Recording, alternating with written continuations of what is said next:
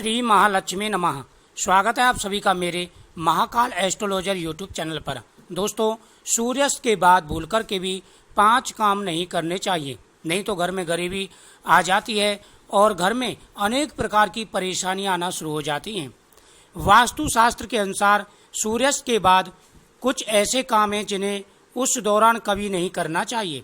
ज्योतिष शास्त्र में से मनुष्य और गरीबी का बहुत बड़ा कारण माना जाता है, जिसे आमतौर पर सभी लोग जाने अनजाने में कर बैठते हैं।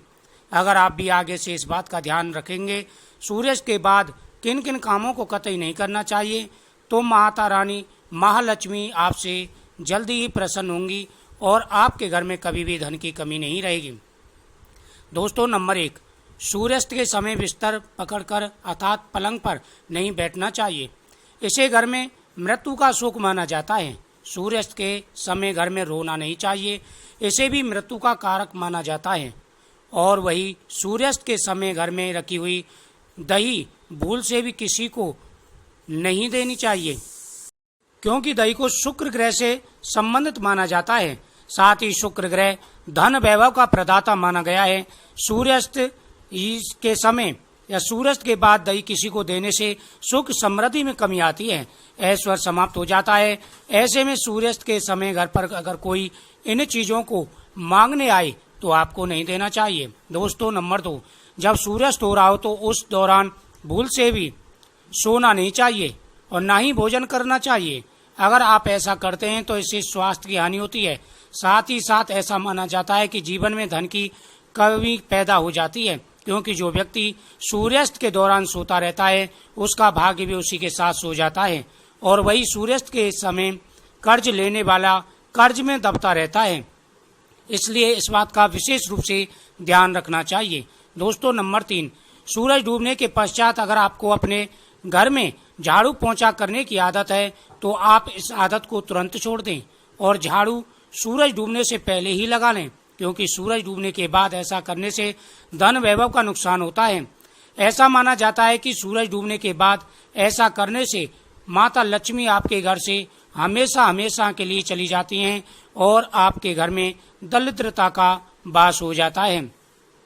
दोस्तों, नंबर 4, कई बार लोग सूर्यास्त के बाद नाखून या बाल कटवाना पसंद करते हैं, जो कि बहुत ही बड़ा गलत काम है। अगर आप भी ऐसा करते हैं तो ये आदत बदल लें, क्योंकि सूर्यास्त के बाद बाल और नाखून कभी नहीं काटने चाहिए। ऐसा करने से जीवन में नकारात्मकता का प्रभाव पड़ता है और धन नष्ट होना शुरू हो जाता है।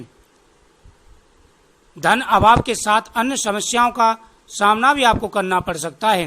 ज्योतिष शास्त्र में कहा जाता है कि सूर्यास्त के दौरान पैर भी नहीं मिलाना चाहिए, इसे बहुत ही अशुभ माना जाता है।